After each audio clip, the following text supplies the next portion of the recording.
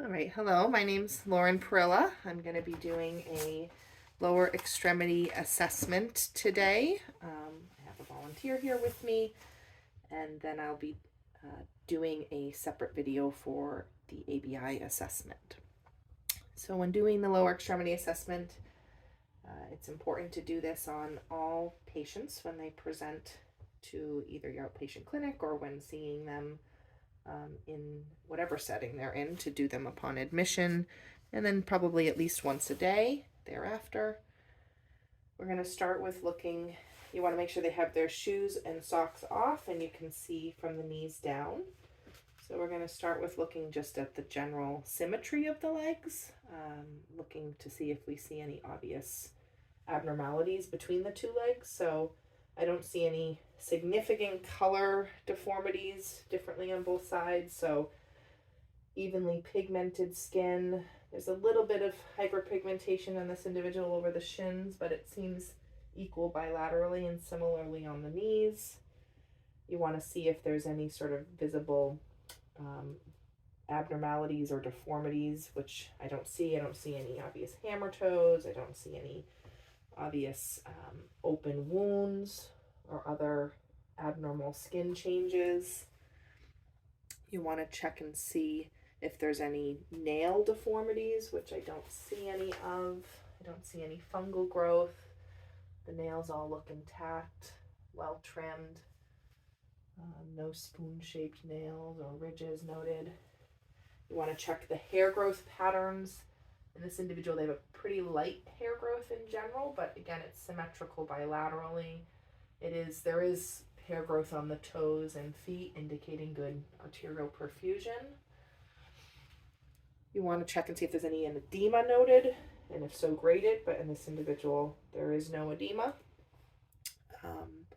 You want to check the bottom of the feet as well for any wounds or deformities. This individual does have some callus formation in several spots on the feet, probably in the areas that they're weight bearing more so in their shoes.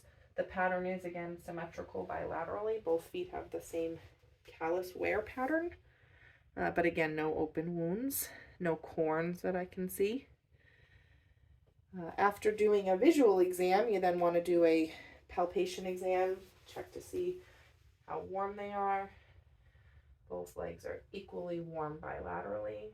They cool as you get closer to the toes, which would be as expected.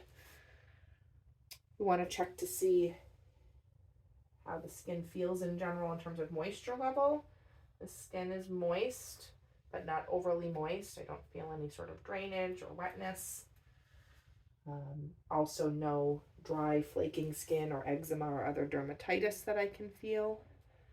You want to both look for visual as well as palpable veins or varicosities. Some veins here at the top of the feet, but again, fairly symmetrical and nothing that would be tortuous or concerning. You want to check in general to see the texture of the legs too. So it's supple, the skin, it's supple, easily, both elastic. Want to see if there's any sort of normal capillary refill. So checking both sides. I'd say it's normal. The refill seems less than 3 seconds bilaterally. Want to check for pulses. So posterior tibialis pulses, bilaterally equal, I'd say about a 2.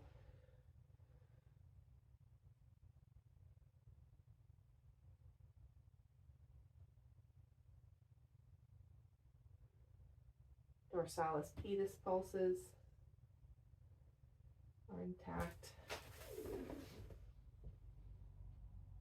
Popliteal pulses intact and normal. Again, I'd say about a 4.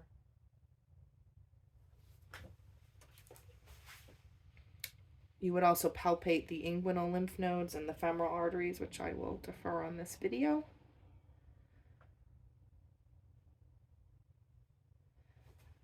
You check then for any sort of elevation pallor or dependent rubor. So lift the leg up, hold for about 20 seconds. Don't see any elevation pallor. Do the same thing in the other leg. Elevation pallor. When the patient sits up, I'll have them check for any dependent rubor. We'll do some strength assessments now. So if I can have you point your toes up, good. Now push your foot down, good. Same thing over here, push up, push down, good. Looking for both dorsiflexion and plantar flexion strength. Now if you can do those same motions again not against me, good. Full range of motion, good. Now if you can turn your feet inward, good. Then outward, same thing, good. Rotate in a circle, good. Another one, good. So full range of motion has full inversion, eversion. And again, full strength, dorsiflexion, plantar flexion. Also, can you lift your leg up? Good. This one too? Good. Full strength. Good.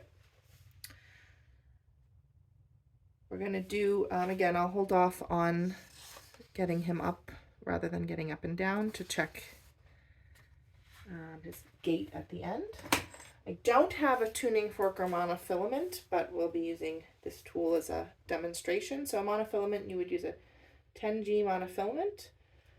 When you do this test, I'm going to ask my volunteer to close their eyes and say yes whenever you feel me touch your foot, okay?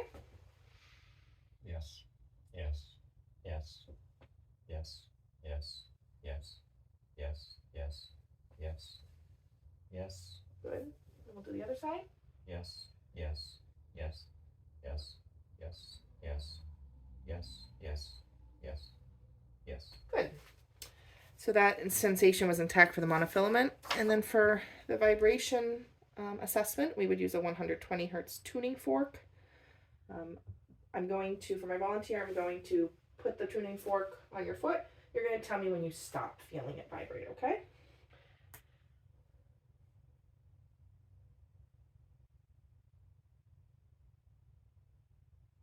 Stop. Okay, same thing on the other side. Stop. Good.